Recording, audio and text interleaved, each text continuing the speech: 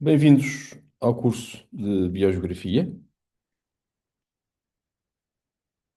Este é um curso bastante diferente nos cursos de Biogeografia que existem em Portugal, que mais não seja porque nós temos uma divisão bastante contemporânea da Biogeografia em três módulos distintos: Biogeografia descritiva, Biogeografia preditiva e Biogeografia da conservação, sendo que geralmente nos cursos de primeiro ciclo de Biogeografia em Portugal, o que se dá é componente de biogeografia descritiva.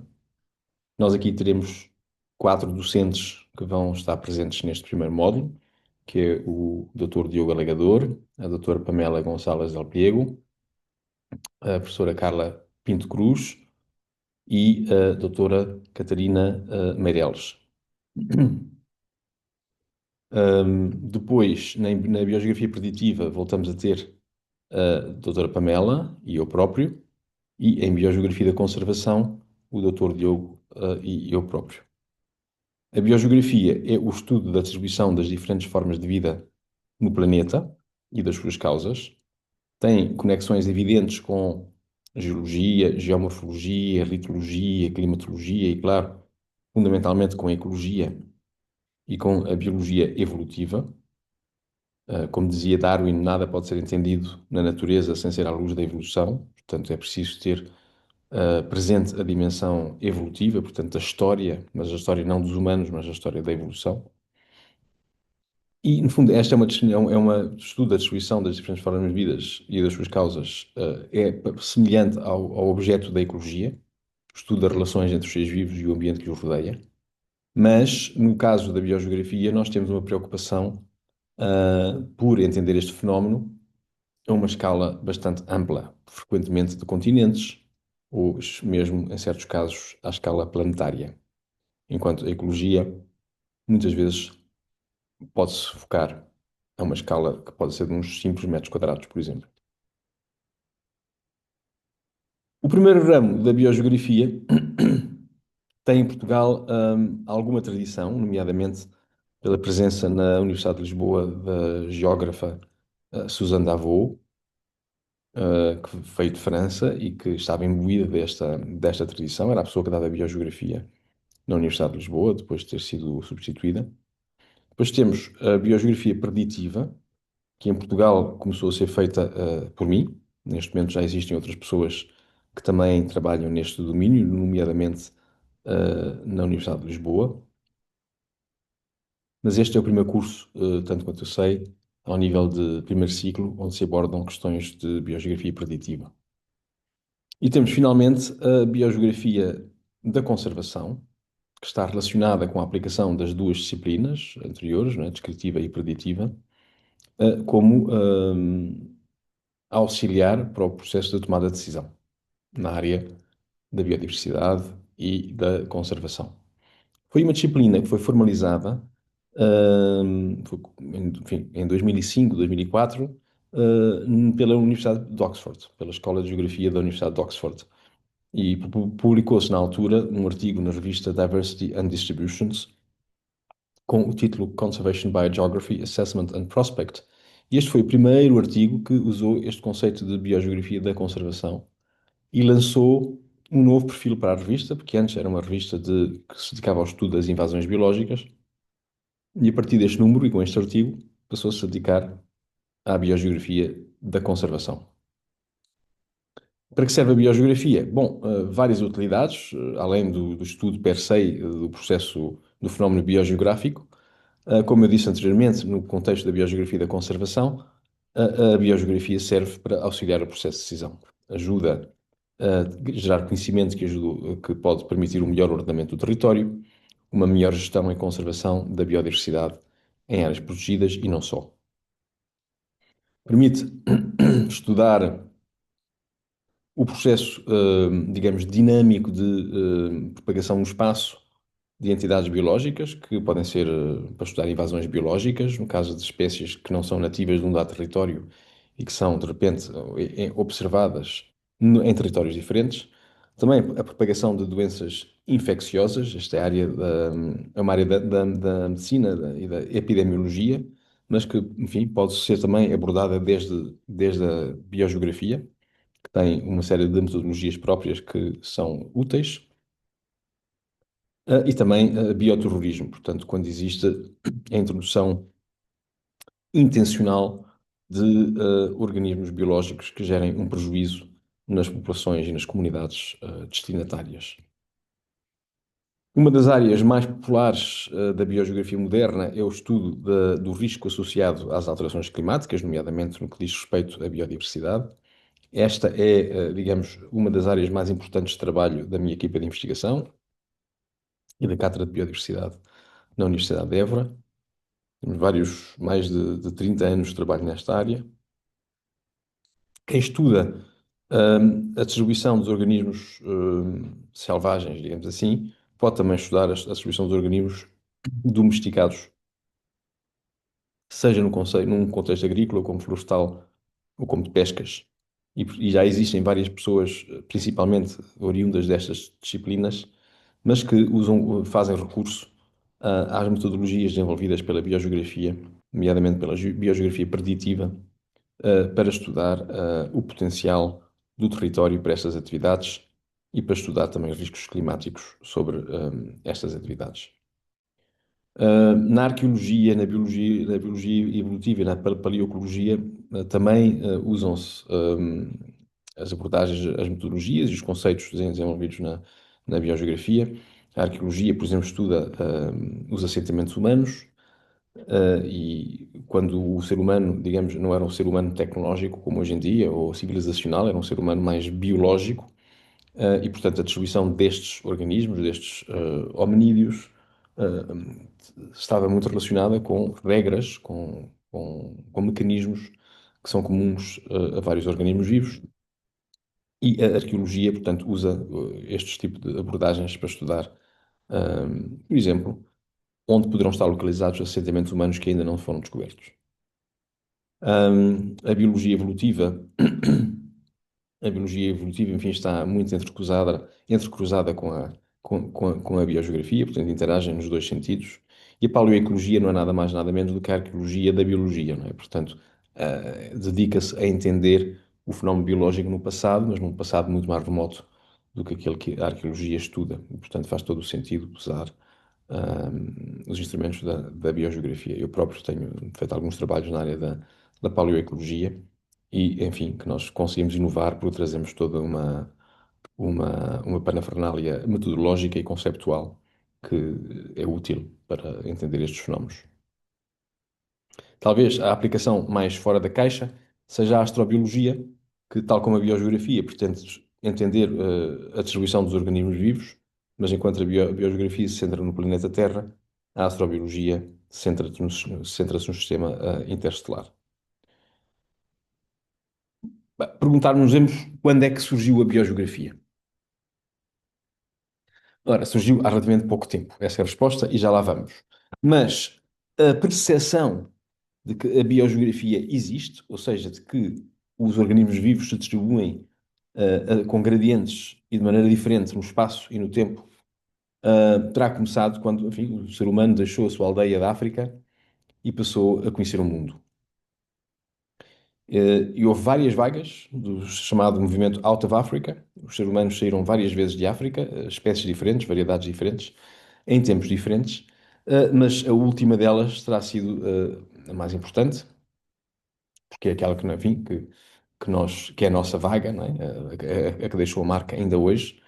O ser humano, na altura, saía da África e deparava-se com outras espécies de hominídeos que teriam atravessado, saído da África para o continente europeu ou euroasiático em períodos anteriores e teriam especiado, portanto, diferenciado, ou não. Mas, portanto, o primeiro choque terá sido quem são estes humanos, que nós não conhecíamos, e também que espécies são estas que nós não conhecíamos, que nós não tínhamos em África. E que flora é esta, que alimento nós podemos ir buscar diferente daquilo que estávamos habituados, que sabores, que cheiros, que cores. Portanto, esta saída da aldeia africana para conhecer o mundo extra-africano terá sido o primeiro contacto do ser humano com o fenómeno biogeográfico. E que nós não temos muitos vestígios históricos dessa informação. Temos através das pinturas rupestres, que foram espalhadas por todo o mundo, e que eram nada mais, nada menos do que a expressão artística do fascínio que os seres humanos tinham quando se deparavam com elementos biogeográficos distintos, não é? E que os procuravam reproduzir desta maneira artística, até porque, enfim, não existiam outras formas de tornar perene a informação que eles obtinham.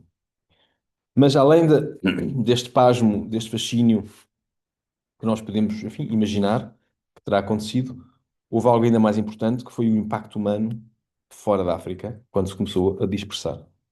O ser humano comportava-se, de certo modo, como uma espécie invasora. Nós tínhamos alguma tecnologia e uma inteligência superior, e quando chegávamos a sítios, enfim, que não estavam habituados à nossa espécie, havia, por um lado, uma competição, havia espécies que poderiam ser agressivas para nós, e havia uma superioridade, enfim, que ficou manifesta pelos padrões de extinção da megafauna, que são aqui representados nesta tabela, e que demonstram que neste período, enfim, nos últimos 40 e tal mil anos, houve extinções em massa, cerca de 80% dos géneros, portanto, nem sequer é das espécies, é dos géneros. O género está acima da espécie, não é? Portanto, temos o lobo, que é o Canis lupus, Canis será o género. Portanto, desapareceram com linhagens inteiras. Na Austrália, estima-se em 88% dos géneros. Na Eurásia, 35%. A Eurásia estava mais próxima da África, mais habituada a, digamos, às espécies que vinham da África. A América do Norte, 72% de extinções. A América do Sul, 83% de extinções. E estas extinções de megafauna, portanto, organismos com mais de 30 quilos, ocorreram todas mais ou menos na mesma altura. Estes dois gráficos são diferentes. Representa a temperatura do mar à superfície, o SST, é Sea Surface Temperature, num período que vai dos últimos 400 mil anos até, enfim, à época contemporânea. E vocês podem ver que a temperatura variou substancialmente nestes anos. Aqui temos o Pacífico, aqui temos o Norte Atlântico, aliás, o Atlântico e o Índico. E as extinções, como eu disse, em diferentes áreas, a Austrália, a Eurásia, a Norte América, a África do Sul, a América do Sul, todas se localizaram mais ou menos na mesma altura em todos os continentes. E não se pode dizer propriamente que haja aqui um sinal climático evidente, porque sim, há oscilações climáticas, mas as oscilações climáticas ocorreram em todo este período. Portanto, aquilo que os cientistas que se debruçam nesta matéria um, uh, prevêem, intuem, é que estas extinções sejam um tal sinal do Out of Africa, do movimento dos seres humanos, da colonização dos seres humanos de diferentes continentes que tenham levado à extinção. Isto não quer dizer que não haja também um sinal climático aqui, que pode ser compreendido melhor se pensarmos, por exemplo, no caso do mamute. O mamute extinguiu-se há cerca de 3 mil anos, na Sibéria, já num período, digamos, num período bastante quente face ao período histórico. O período quente fez com que as estepes frias terão desaparecido da maior parte da Europa, que é o habitat onde eles se distribuíam, e eles foram sendo encurralados no norte da Sibéria. E neste processo de aquecimento, em paralelo com a movimentação para o norte dos mamutes e de outras espécies associadas a este ecossistema, que eram as estepes frias, assim como os bisontes também, os seres humanos também se expandiram. Eles inicialmente estavam ao redor do Mediterrâneo durante os períodos frios, os períodos glaciares, e quando começou a fazer mais calor, eles subiram. E à medida que subiram, encontraram-se com esta fauna, com esta megafauna, que se refugiava nas zonas mais frias, e o ser humano que já tinha alguma tecnologia, já tinha lanças, arco e flechas, machados, conseguia, enfim, aventurar-se a caçar animais maiores. Portanto, o caso do mamute é um caso onde parece ter havido interação entre o clima que reduziu a população, reduziu a abundância, e, confrontado com um humano em expansão, terá sucumbido. Pronto, esta, no fundo, é a teoria no caso do mamute. Não será exatamente igual em todos os casos de megafauna descritos aqui, onde, em todo o caso, parece, porque há uma coincidência global do período onde ocorrem estas extinções, tudo indica que terá sido, digamos, uma marca do ser humano. Agora, como terá surgido a biogeografia ela própria? Nós podemos intuir. A primeira obra escrita que terá se debruçado sobre questões biogeográficas, terá sido um livro chamado Sobre a Natureza, do filósofo pré-socrático grego Anaximandro, e que um livro, enfim, que temos referências do mesmo, mas que não existe em cópias, ter-se-á destruído ao longo do tempo, eventualmente em incêndios, como aquele que houve na Biblioteca de Alexandria. Mas nós sabemos que tanto o primeiro mapa do mundo terá ocorrido nessa altura, o mapa que temos aqui à frente, como vocês veem, está errado, está profundamente errado. Existe alguma ideia de como será a margem norte do Mediterrâneo, aparece ali a Itália desenhada, a Península Ibérica já é uma coisa, enfim, menos precisa. Parece que há mais detalhe em redor da Grécia, enfim, dos Balcãs e do que é a zona do Mediterrâneo oriental, mas fora disso, o conhecimento do mundo, enfim, era bastante simplificado. A Líbia era toda a parte do sul, a Ásia é uma espécie de fatia de bolo. Portanto, enfim, isto era o conhecimento que se tinha há cerca de 5.000 anos. Foi há 5.000 anos também que, enfim, se começou a usar a escrita. A escrita foi inventada mais ou menos neste período e foi importantíssimo, porque vocês podem imaginar, no tempo em que não havia escrita, o conhecimento passava-se exclusivamente pela tradição oral. Ora, a tradição oral, o que conta um avô, o que conta ao filho, que o filho conta ao filho, que depois conta ao outro filho, depois conta ao amigo da aldeia, etc. Esses conhecimentos vão sendo deturpados cada vez que são contados, praticamente, não é? Portanto, não era uma forma fidedigna de se passar conhecimento, iam-se passando umas histórias, umas lendas, muitas delas que acabavam por incorporar o repertório de lendas associadas à mitologia da época. Portanto, a invenção da escrita foi fundamental para poder passar conhecimento mais objetivo.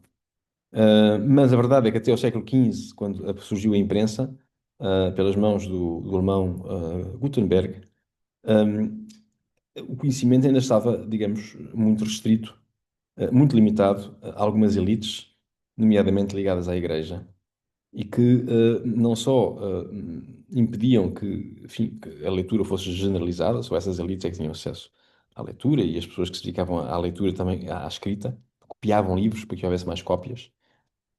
Ahm, mas havia um controle também sobre os conteúdos. Os conteúdos tinham que passar pelo crivo de quem os escrevia e que eram poucos. Portanto, só quando apareceu a imprensa é que começou a haver uma certa democratização, por um lado, do conhecimento e uma propagação e uma libertação, não é? Porque já era mais difícil controlar aquilo que as pessoas liam. Nós agora estamos a começar a época, a nova era da inteligência artificial, que eu diria que nós não temos ainda, obviamente, a distância histórica para avaliar, mas tem todas as condições para ser equiparável ao surgimento da escrita. Daqui a 5.000 anos, ou possivelmente menos, vai haver alguém que esteja a falar destas transições, não é? A invenção da escrita, a invenção da imprensa e o aparecimento, a invenção da inteligência artificial, como grandes etapas da evolução humana.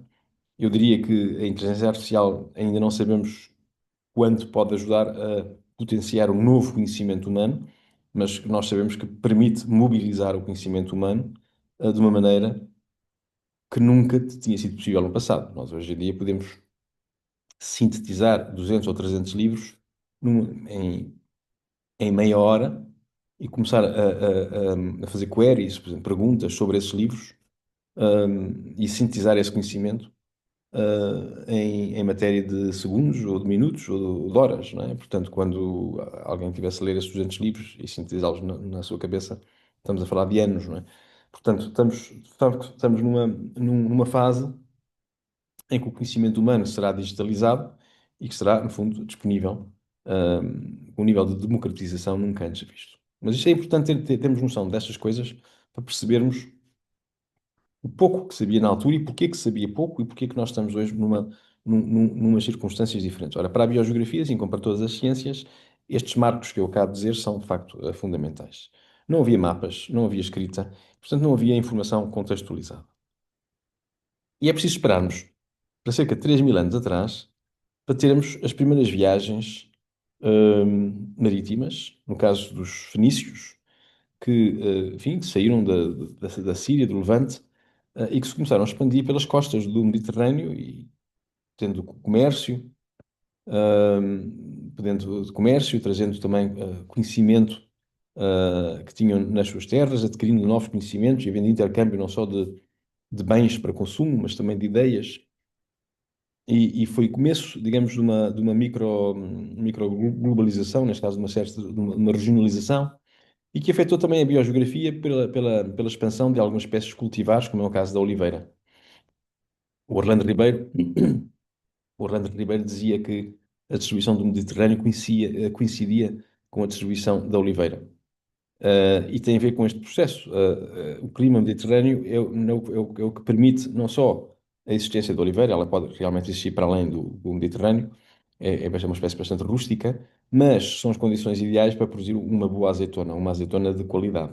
Nós já tínhamos no nosso território espécies afins ao oliveiro, o chamado o zambujeiro, não é? Ou oliveira brava, mas não tinha uma qualidade de azeitona como aquela que foi trazida do Levante, pelos fenícios. Portanto, hoje em dia temos uma paisagem rural que já leva intensamente esta marca destas primeiras viagens. Eu, em Montemoro Novo, estive numa herdade há uns anos atrás, onde vi uma oliveira supostamente datada de cerca de 3.000 anos atrás. Ora, a confirmar-se esta datação que me foi transmitida, estamos a falar de uma oliveira que terá sido trazida e plantada durante as primeiras viagens dos fenícios para o nosso território. Foi preciso esperar 2.000 anos para que nós tivéssemos finalmente a capacidade de viajar para além da costa, porque os fenícios nunca perdiam linha de costa, com medo de se perder. Já com outros instrumentos de navegação e barcos mais potentes, os vikings puderam-se adentrar mar adentro e, enfim, descobriram a Groenlândia, descobriram a Islândia e terão chegado à América do Norte, e também aqui ao Mediterrâneo. Portanto, houve já, digamos, uma rede de intercâmbio cultural e intercâmbio de bens maior do que foi no tempo dos fenícios. E houve, inclusive, existe, ainda hoje estamos a descobrir qual terá sido o alcance das viagens dos vikings. E isto é um exemplo que eu acho que é curioso, que foi publicado numa revista americana em 2021, de uns investigadores portugueses e também espanhóis que, fazendo análises de sedimentos nos lagos dos Açores, descobriram houve variações nos tipos de vegetação ao longo do tempo e que há períodos que indicam a presença de espécies cultivares, como o trigo e outras, e carvão, o que indica a presença de fogo. Portanto, tudo indica que houve humanos que chegaram aos Açores muito antes dos portugueses. Portanto, isto contradiz a narrativa que nós aprendemos na escola, que os portugueses descobriram os Açores. Portanto, terá havido humanos anteriores.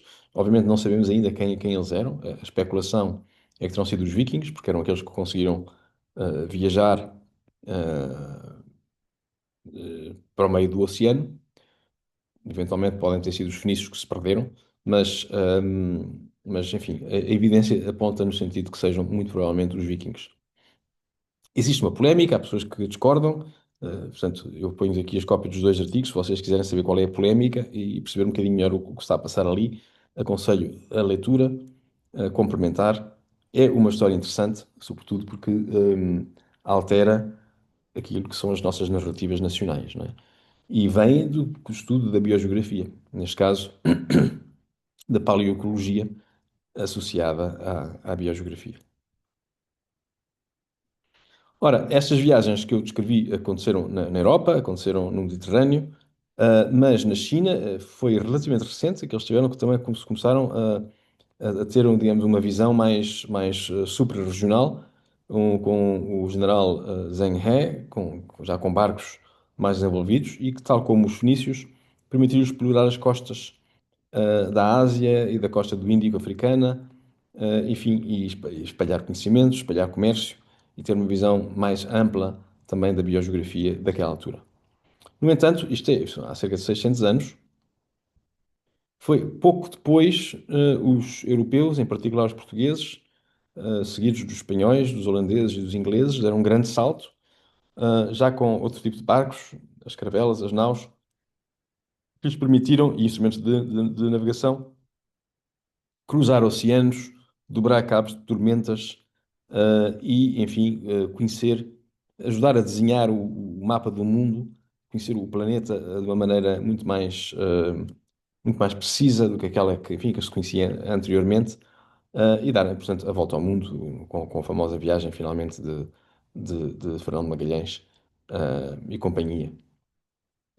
Foram precisos esperar mais uma série de anos para que estas viagens se transformassem em conhecimento. Até lá, nós podemos imaginar, quer dizer, as grandes surpresas, os animais exóticos, as plantas exóticas que os viajantes traziam para a Europa quando regressavam e que, em primeira mão, eram mostrados às elites dos países, à aristocracia, à nobreza, e muitos desses espécimes que eram trazidos eram depois guardados em gabinetes de curiosidades. Todos os reis que se prezavam tinham um gabinete de curiosidades onde guardavam animais de outras latitudes e plantas também, e pedras, rochas, minerais, e era símbolo de poder, de riqueza, de prestígio, ter em suas casas estes ornamentos trazidos de outros países. À medida que o tempo passou, estes gabinetes de curiosidades, sobretudo aqueles que diziam respeito à realeza, foram crescendo e deram origem àquilo que hoje em dia nós conhecemos como sendo os museus de história natural, não é? Os museus de história natural começaram por ser estes gabinetes de curiosidades. A imagem que vocês veem são dois deles, um em Paris, outro em Madrid. Em Madrid, esse rapaz que está aí sou eu, há uns anos atrás. E se vocês visitarem o Museu de História Natural de Madrid, ou de Ciências Naturais de Madrid, veem este gabinete, que é o Gabinete Real de História Natural, que representa o que teria sido o gabinete do rei, quando, enfim, recebia esses materiais vindo de diferentes latitudes. Mas, como eu dizia, foram precisos esperar vários anos até que todas estas viagens, que, enfim, que trouxeram em primeira mão negócios e trouxeram a expansão da cultura e civilização ocidentais para outras paragens, começou a haver uma certa sistematização. E aí a liderança claramente não foi portuguesa, nem sequer espanhola, foi de outras latitudes europeias. Temos como um primeiro grande nome o Linneu. O Linneu, de repente, começou a receber material e teve que começar a organizá-lo. E, de certo modo, fundou a ciência da sistemática, ou da taxonomia, que permite organizar os diferentes organismos e começar a classificá-los num sistema de classificação hierárquica, não é? Desde o reino à ordem, à classe, à família, ao género, à espécie. Portanto, ele inventou todo este processo para pôr ordem naquele material que lhe chegava, e é graças a isso que nós hoje temos a possibilidade de dar nomes às espécies e, enfim, e distingui-las umas das outras. O de Candolle, francês, enfim, era um botânico, e também começou uma abordagem bastante sistemática, mas já incipientemente biogeográfica, porque tentava organizá-los por diferentes sítios e perceber que diferenças é que existiam entre as plantas de diferentes sítios. Mas depois o grande salto dá-se com Humboldt, finalmente o Darwin e o terceiro ali daquela lista que é o Wallace, que, enfim, que transformaram para sempre o conhecimento que nós temos, tanto da biologia como da biogeografia em particular. O Humboldt era um aristocrata, enfim, aristocrata alemão, que contrariou as indicações da mãe. A mãe queria que ele se casasse com outra aristocrata e que se dedicasse à gestão do património familiar, das herdades, do palácio. Mas ele era um cientista, uma pessoa com curiosidade científica, e juntou o dinheiro que tinha e para, enfim, fazer uma grande viagem pela América Latina para, enfim, recolher informação. Ele saiu e disse que I shall endeavor to find out how nature forces act upon one another. Ele foi com a ambição de saber como é que as leis da natureza, quais são as leis da natureza, como é que elas se estruturam e de que maneira é que essas leis da natureza afetam o fenómeno geográfico, em particular nos animais e nas plantas. Ele foi munido de vários instrumentos para tudo medir, e estava já no final da viagem, quando chegou ao Equador, ao país Equador, e subiu ao Monte de Chimboraço, que é aquele monte que vocês veem ali no fundo. Chegou mais ou menos a metade do monte e olhando para a montanha e vendo como se alteravam as séries de vegetação, teve um momento de eureka, que foi quando percebeu que aquela variação espacial na distribuição das séries de vegetação que se sucedia à medida que se ia das altitudes mais baixas, tropicais, até às altitudes mais altas, polares, esta variação altitudinal replicava a alteração que ele tinha visto a nível latitudinal, portanto, viajando em grandes distâncias do sul para norte. E entendeu que as diferenças se deviam à temperatura.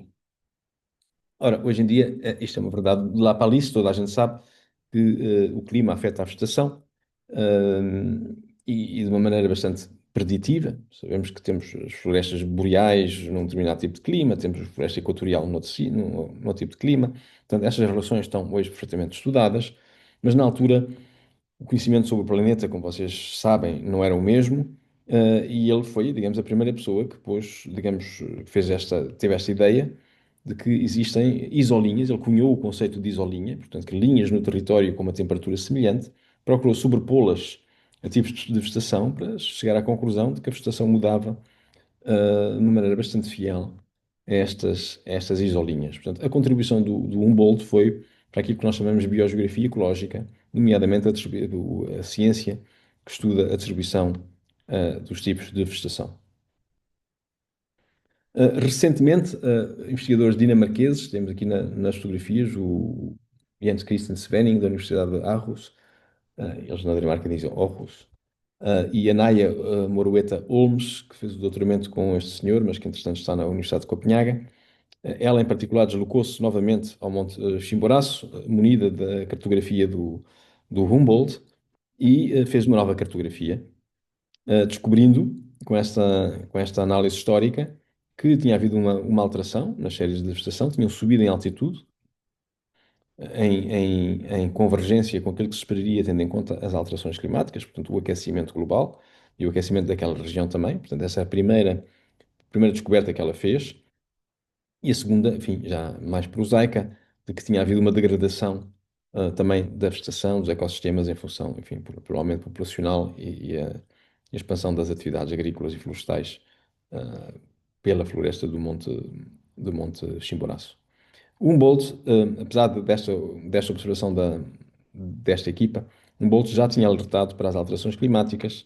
Foi, aliás, dos primeiros investigadores a nível internacional a falar em alterações climáticas e nas consequências da atividade humana para as mesmas. Mas, portanto, este estudo, que tem na origem num Humboldt e depois há uma série de nomes que se seguiram, de facto é o princípio desta ciência biogeográfica e ecológica, onde se entende que o clima contemporâneo, o clima que nós temos hoje em dia, está muito relacionado com aquilo que nós vemos na natureza hoje. Foi uma descoberta importante, a do Humboldt, mas aquela ambição que ele tinha de descobrir as leis que governam a natureza foi algo que se pode dizer que o Darwin fez. O Darwin conseguiu descobrir a lei fundamental da biologia, e por conseguinte também da biogeografia, que é a teoria da evolução por seleção natural. O Darwin da era uma pessoa proveniente da aristocracia, talvez uma aristocracia mais modesta do que de um Humboldt, mas sem sombra de dúvidas, tinha uma vida desafogada e não precisava trabalhar. Podia se dedicar à reflexão e ao estudo. E teve muita sorte, foi convidado a dar uma volta ao mundo de barco, no Beagle, fazer esta expedição, para ser, digamos, o cientista-mor dessa viagem e compilar informação e sintetizá-la para depois dar conhecimento, não é? E assim fez, e passou os últimos anos da sua vida já de regresso a trabalhar sobre o material que tinha sido compilado. Portanto, não há dúvida nenhuma, Darwin foi uma figura importantíssima, mas não se pode esquecer o papel também de Alfred Russel Wallace, contemporâneo de Darwin, e que co-descobriu a teoria da evolução por seleção natural, ao mesmo tempo que o Darwin, em circunstâncias diferentes. Este, ao contrário do Humboldt e do Darwin, Wallace não era uma pessoa com posses, tinha que trabalhar para viver. O trabalho que ele fazia era compilar animais e plantas para vender para colecionadores. Aconteceu-lhe uma desgraça, que foi numa viagem de regresso a uma grande expedição que fez na América Latina, onde tinha estado uns anos. Houve um naufrágio e ele perdeu todas as suas coleções, tudo aquilo que ele tinha compilado, catalogado, descrito e que ia vender na Europa, tudo se perdeu. Ele apenas não perdeu a sua vida, porque conseguiu ser resgatado por outro barco e chegar ao Reino Unido, chegou a Londres e, enfim, não perdeu o ânimo e preparou uma nova expedição, desta vez ao Sudeste Asiático. E, entre outras coisas, descobriu a chamada linha Wallaciana, que é uma linha que separa uma parte do Sudeste Asiático oriental e uma parte ocidental, que tem faunas e floras muito diferentes, e que se veio a descobrir que tem a ver com o facto de serem fragmentos do território da Austrália a Oriente portanto, do território oriental, do Sudeste Asiático, da Índia, etc., a Ocidente. Portanto, são ilhas, são territórios que, enfim, têm faunas que evoluíram a partir de bases diferentes e, portanto, são muito diferentes. E há, de facto, pouco contacto entre elas, porque as ilhas, o contacto que há entre estas faunas é bastante limitado. E, portanto, hoje em dia ainda tem esta assinatura histórica muito diferente. Mas o Wallace, houve um dado momento que foi atacado por malária, esteve delirante durante vários dias e, no meio desse delírio, juntando as pecinhas daquilo que tinha observado ao longo dos anos, também teve o seu momento de eureka de certo modo, elaborou a teoria da evolução por seleção natural enquanto estava doente. E quando se levantou, sentou-se à mesa, naquela mesa que está ali representada, e escreveu uma carta ao Darwin, acompanhada de um pequeno artigo científico, onde descrevia a teoria da evolução por seleção natural. Enviou ao Darwin e continuou as suas petições.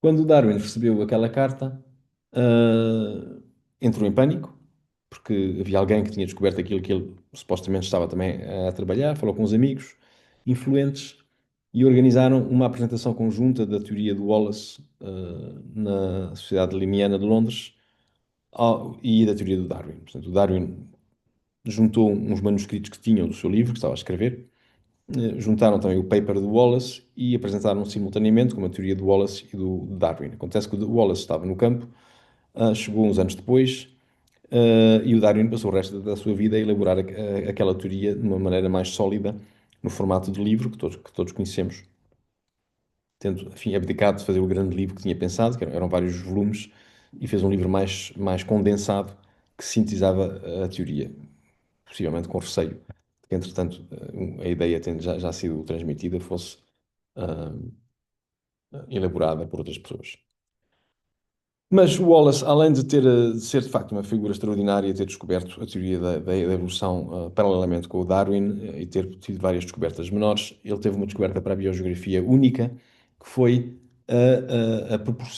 o proporcionar desta cartografia que está aqui representada, que é a cartografia das regiões biogeográficas do mundo.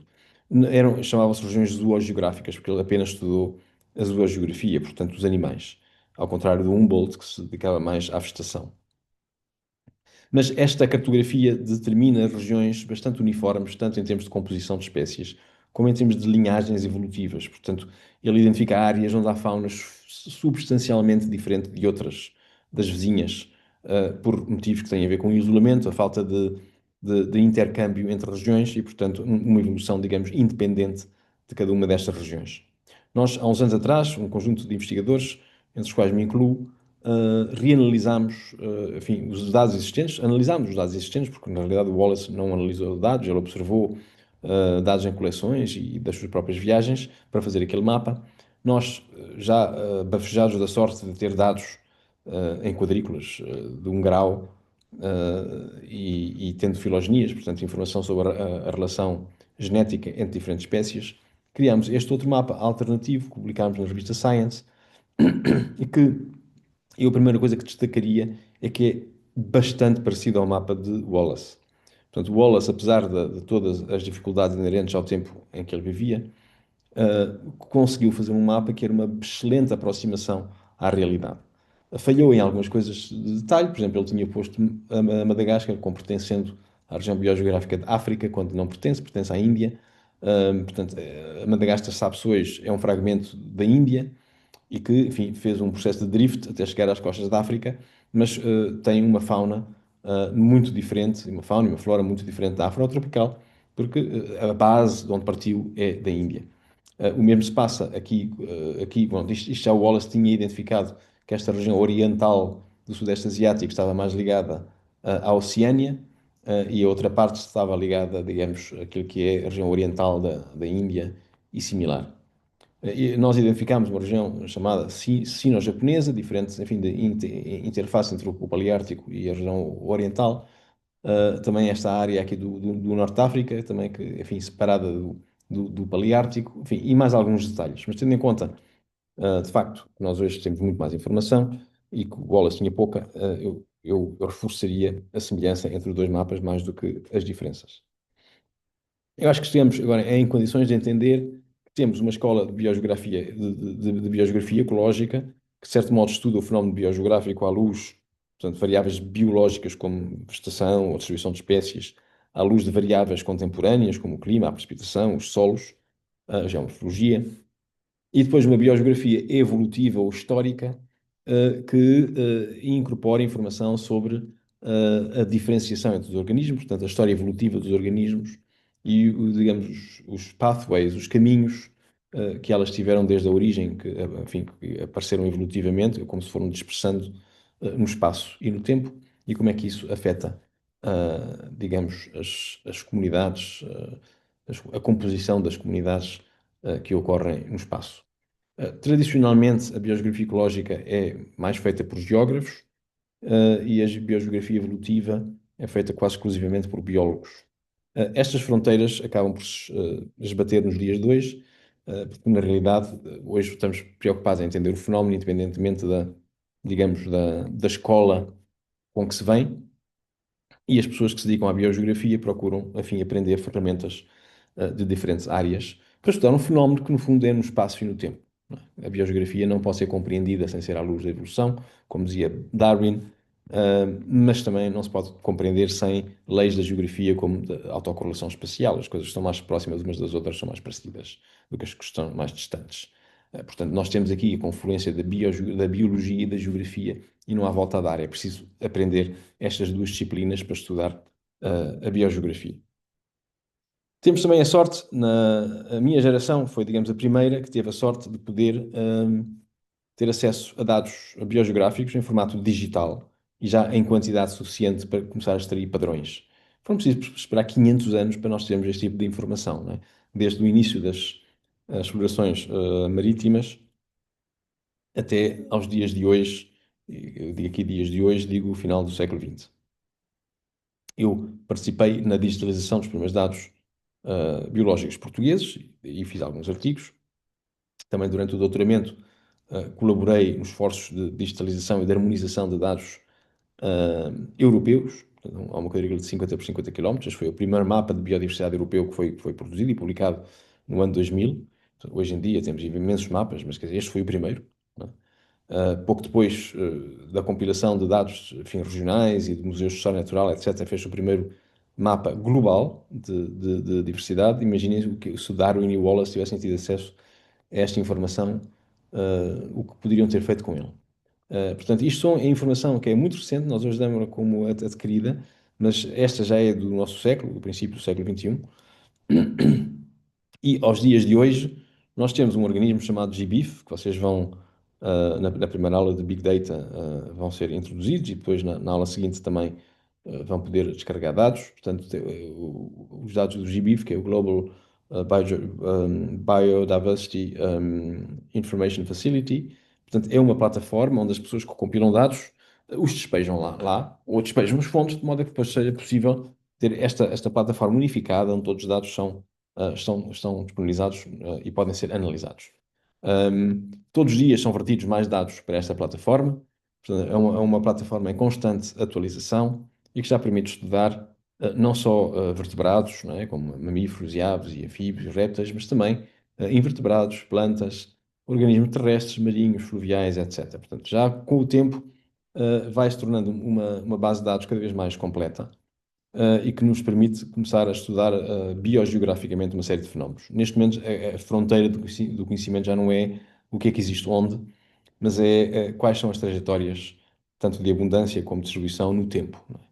E temos séries temporais que já começam a existir com décadas que permitem ver como é que está a evoluir a distribuição e a abundância dos organismos, complementando aquilo que tradicionalmente se fazia com o registro fóssil, não é? Mas é mais para trás, indo vendo como é que organismos extintos se distribuíam no passado. Agora temos este insight, esta capacidade de análise um tempo muito mais curto e que nos permite combinar pequenas alterações de distribuição com o fenómeno das alterações climáticas, por exemplo, ou de utilização do uso de solo, ou no caso do mar, de intensidade de pescarias, etc. Portanto, estamos de facto numas circunstâncias muito diferentes que nos permitem ir muito mais longe no estudo do fenómeno biogeográfico. Nós, durante o curso, nós recomendamos a leitura de uma série de livros, nada como ir à biblioteca. É verdade que hoje em dia, com a inteligência artificial, há outras maneiras de estudar. Eu sou, enfim, da velha guarda e, apesar de gostar muito da inteligência artificial e de ver grandes vantagens nela, eu acho que nada como uma pessoa se sentar, pegar no livro, cheirar o livro e, em certos casos, lê-lo do princípio ao fim. Bom, não sei se vocês o farão, mas temos aqui dois livros que nós recomendamos, que são muito completos e que são uma grande ajuda, especialmente para o primeiro módulo de Biogeografia Descritiva e Interpretativa. Temos este aqui do Brown e do Lomolino, que é, digamos, uma síntese bastante complexa. Estes são dois biogeógrafos importantíssimos.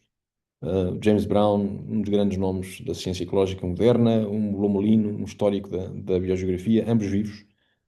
Depois temos o Biogeography and Ecological and Evolutionary Approach, muito focado nesta dicotomia que eu referi entre a biogeografia ecológica e evolutiva, de Cox e do Moore, também bastante recomendável. Vocês podem sentar, folhear os dois livros e ver qual é que preferem, enfim, agarrar um pouco e ler. Para o primeiro módulo. No segundo módulo temos esta referência, qual eu também sou autor, que tem a ver com os modelos de nichos e como é que esses modelos, como é que o nicho ecológico se traduz numa distribuição geográfica.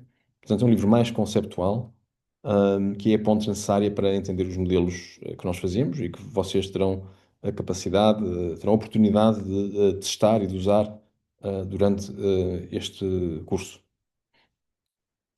Finalmente, na parte final, nós sugerimos dois livros, um mais genérico, que é complementar àquele artigo científico que eu referi no princípio da revista Diversity and Distributions, que é o primeiro, o Conservation Biogeography, que introduz, digamos, a ciência da biogeografia da conservação em algumas das suas facetas relevantes, portanto, interessante para vocês entenderem, num sentido mais amplo, o que trata e quais as possibilidades desta subdisciplina. E finalmente, Special Conservation Prioritization já se foca muito mais na questão de como nós podemos usar o conhecimento biológico e biogeográfico para ajudar no processo de priorização de áreas de conservação. Este livro é um livro de texto mais clássico, mais, digamos, coerente em termos os temas convergem todos para o entendimento do mesmo fenómeno, enquanto que o outro abre mais, não é? Mas eu diria que este segundo é fundamental para aquilo que nós vamos aprender sobre priorização. Portanto, enfim, eu aconselho os dois livros, mas se vocês lerem apenas um, o segundo é, porventura, o mais importante. A avaliação será contínua. Isto quer dizer, isso mesmo, contínuo. Portanto, a minha recomendação é venham às aulas e façam os exercícios que são propostos. A alternativa é fazer o exame, depois no final. O exame é, pela experiência dos últimos anos, mais difícil do que fazer as provas regulares. Portanto, se vocês optarem por fazer o exame e não vir às aulas, ou não vir às aulas de uma maneira sistemática, vai ser mais difícil ter uma boa nota. Não é impossível. Houve casos de pessoas, enfim, que fizeram um estudo bastante eficaz e conseguiram boas notas, mas, enfim, o exame cobre a matéria toda, não é? A primeira prova é uma frequência clássica, que vale 50% da nota. Portanto, nós damos muita importância à primeira parte de biogeografia descritiva e interpretativa. Depois temos pequenos trabalhos práticos em grupo, tanto para o módulo 1, 2 e 3. Um sobre dados biogeográficos, que será muito em breve. Outro sobre modelos de nicho ecológico. portanto, na parte de biogeografia preditiva, e outro de seleção de áreas para conservação, usando estas técnicas da biogeografia da conservação. Em conjunto valem 30%, quer dizer, valem 10% cada um, da nota final.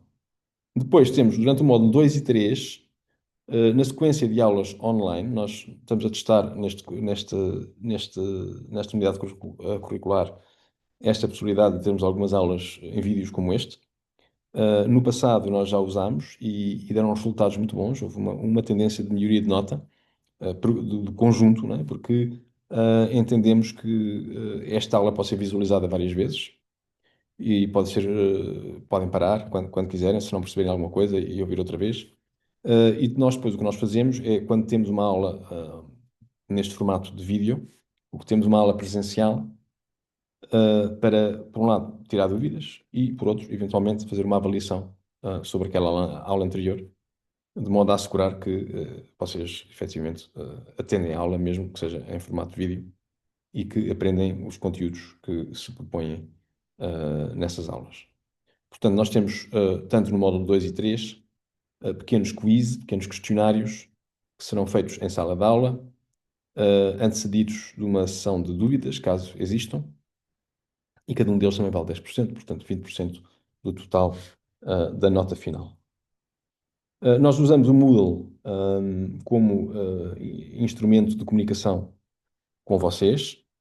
Neste momento já lá tem o programa da unidade curricular e o respectivo calendário, que não está alterado, portanto não foi alterado porque nós iniciamos as aulas neste formato e que, portanto, não foi necessário alterar. Há um material de leitura obrigatório e também material de leitura facultativo. Tal não impede, nem desaconselha a visita à biblioteca, até porque entre o material de leitura obrigatório e facultativo, há muitos deles que não estão no Moodle e que é necessário recorrer à biblioteca para os obter.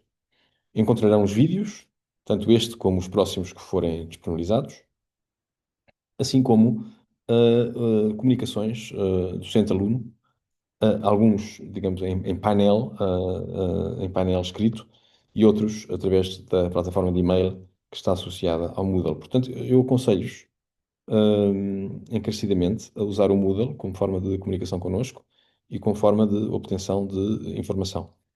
Nós também procuraremos disponibilizar, além dos mecanismos normais, as notas que forem saindo no mesmo local.